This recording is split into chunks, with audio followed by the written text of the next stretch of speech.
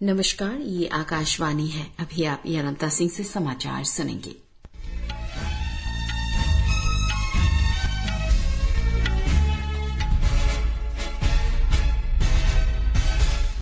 पहले मुख्य समाचार। प्रधानमंत्री नरेंद्र मोदी ने आकाशवाणी से मन की बात कार्यक्रम में कहा, भारत ने शिखर सम्मेलन में अफ्रीकी संघ को G20 समूह का पूर्ण सदस्य बनाकर अपनी नेतृत्व क्षमता सिद्ध की। श्री मोदी ने लोगों से गांधी जयंती पर खादी उत्पाद खरीदने का आग्रह किया। त्योहारी सीजन की खरीदारी के लिए वोकल फॉर लोकल के मंत्र की याद दिलाता है। प्रधानमंत्री ने आज 9 वंदे भारत ट्रेनों को हरी झंडी दिखाई। कहा, विश्व स्तरीय सुविधाओं से युक्त नई ट्रेनें नए भारत का प्रतीक है। चीन में हांगझू एशियाई खेलों में भारत ने 5 पदक जीते। रोइंग में 2 रजत और 1 कांस्य, निशानेबाजी में 1 रजत और 1 कांस्य। क्रिकेट में भारत और ऑस्ट्रेलिया के बीच 3 मैचों की सीरीज का दूसरा वनडे इंदौर के होलकर इंटरनेशनल स्टेडियम में चल रहा है। अब समाचार विस्तार से।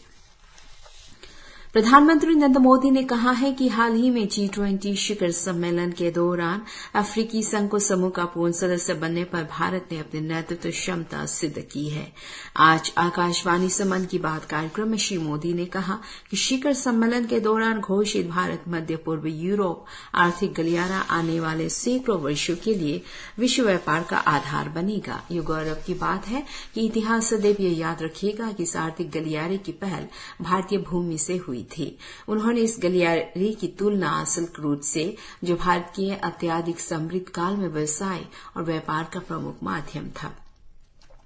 प्रधानमंत्री ने कहा कि दिल्ली G20 का आयोजन स्थल भारत मंडपम अपने आप में सेलिब्रिटी की तरह हो गया है। उन्होंने लोगों की सराहना करते हुए कहा कि वे भारत मंडपम के साथ सेल्फी ले रहे हैं और गौरव के साथ सोशल मीडिया पर पोस्ट कर रहे हैं। श्री मोदी ने G20 के साथ भारत की युवा शक्ति के जुड़ाव का विशेष जिक्र किया। उन्होंने कहा कि G20 university connect programme Delhi में होने जा रहा है। इस कार्यक्रम के जरिए देश भर के विश्वविद्यालयों के लाखों विद्यार्थी एक दूसरे से जुड़ेंगे। IIT, IIM, NIT और मेडिकल कॉलेज जैसे अनेक प्रतिष्ठित संस्थान भी इस कार्यक्रम से जुड़ेंगे। प्रधानमंत्री ने कॉलेज के विद्यार्थियों से कहा कि 26 सितंबर को इस कार्यक्रम को देखें और इससे जुड़े। उन्होंने कहा कि इस कार्यक्रम के दौरान कॉलेज के विद्यार्थियों से बातचीत करने की वे उत्सुकता से प्रतीक्षा कर रहे हैं। प्रधानमंत्री ने कहा कि पिछले कुछ वर्षों में और विशेष रूप से G20 शिखर सम्मेलन के दौरान भारत की तरफ आकर्षण बहुत बड़ा है। उन्होंने कहा कि G20 के लिए 1 लाख से अधिक प्रतिनिधि भारत आए। उन्होंने 27 सितंबर को मनाए जाने वाले विश्व पर्यटन दिवस की भी बात की। प्रधानमंत्री ने कहा कि वे रोजगार सृजन पर्यटन का बहुत बड़ा पहलू है। श्री मोदी ने कहा कि पर्यटन क्षेत्र कम से कम निवेश के साथ अधिक से अधिक लोगों को रोजगार देता है। उन्होंने कहा कि शिखर सम्मेलन के दौरान विदेशी प्रतिनिधियों को भारत की विविधता, विभिन्न परंपराओं, खानपान और विरासत को देखने को अवसर मिला। उन प्रतिनिधियों को इस दौरान जो अनुभव हुआ उससे पर्यटन और बढ़ेगा। प्रधानमंत्री ने प्रसन्नता व्यक्त करते हुए कहा कि भारत में विश्व विरासत स्थलों की संख्या लगातार बढ़ रही है।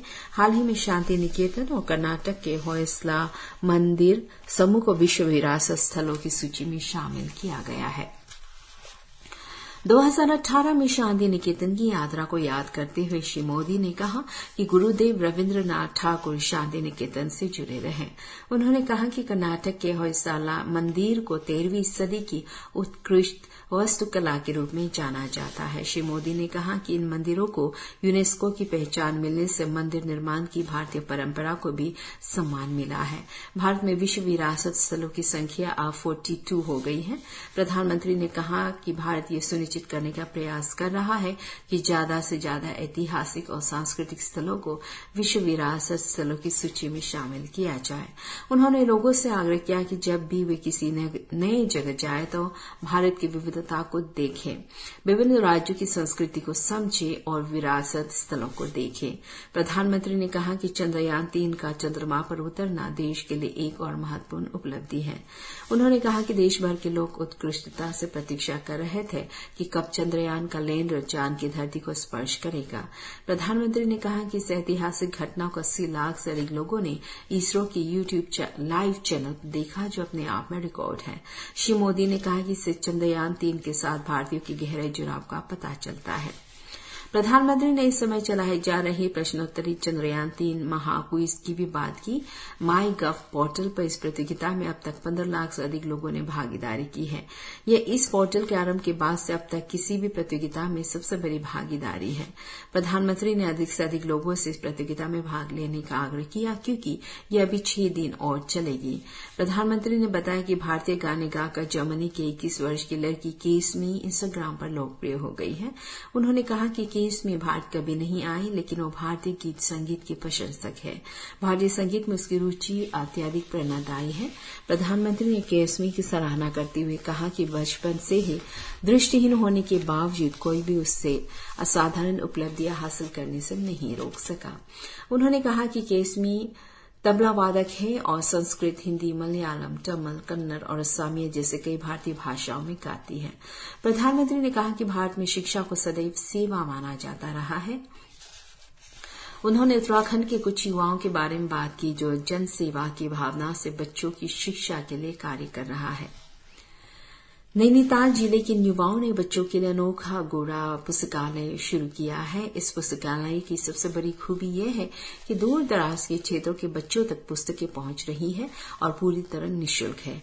अब तक नैनीताल के 12 गांवों तक ये पुस्तकालय पहुंचा है। श्री मोदी ने हैदराबाद में भी इसी तरह के प्रयास की बात की। उन्होंने बच्चों के लिए 7 पुस्तकालय चला रही 11 वर्षीय आकर्षण सतीश की सराहना की। इस बच्ची को 2 वर्ष पहले इस पुस्तकालय की प्रेरणा मिली जब वो अपने माता पिता के साथ कैंसर अस्पताल में गई। आकर्षण के पिता वहां जरूरतमंद लोगों की सहायता करने गए थे, तो वहां मौजूद बच्चों ने उनसे कलरिंग बुक मांगी। ये बात आकर्षण के मन को छू कर उसने पड़ोसियों, रिश्तेदारों और दोस्तों से बच्चों के लिए पुस्तकें एकत्र करनी शुरू कर दी। अब इन 7 पुस्तकालय में लगभग 6000 किताबें हैं। ये पुस्तकालय जरूरतमंद बच्चों के लिए अलग अलग स्थानों पर खोले गए हैं। प्रधानमंत्री ने कहा कि यह डिजिटल तकनीक का युग है और ई पुस्तकें अब भी लोगों के जीवन में अच्छे मित्र की भूमिका निभा रही हैं। उन्होंने कहा कि बच्चों को पुस्तकें पढ़ने के लिए प्रेरित किया जाना चाहिए। वन्य जीव संरक्षण के बारे में प्रधानमंत्री ने कहा कि पिछले कुछ वर्ष में शेर, बाघ, तेंदुआ और हाथियों की संख्या में उत्साहजनक वृद्धि हुई है। धरती के अन्य जीव जंतुओं को बचाने के अनेक प्रयास किए जा रहे हैं। राजस्थान के पुष्कर में इसी तरह के प्रयास को याद करते हुए प्रधानमंत्री ने कहा कि वहां सुखदेव भट्ट और उनकी टीम मिलकर वन्य जीवों को बचाने में जुटे हैं। सुखदेव की टीम में अनेक लोग शामिल हैं जो फोन पर सूचना मिलते ही मौके पर पहुंचता है और अपने मिशन में जुट जाते हैं। इस टीम ने अब तक 30,000 से अधिक विषैले सांपों को बचाया है। ये लोग बीमार पशुओं की सेवा भी करते हैं।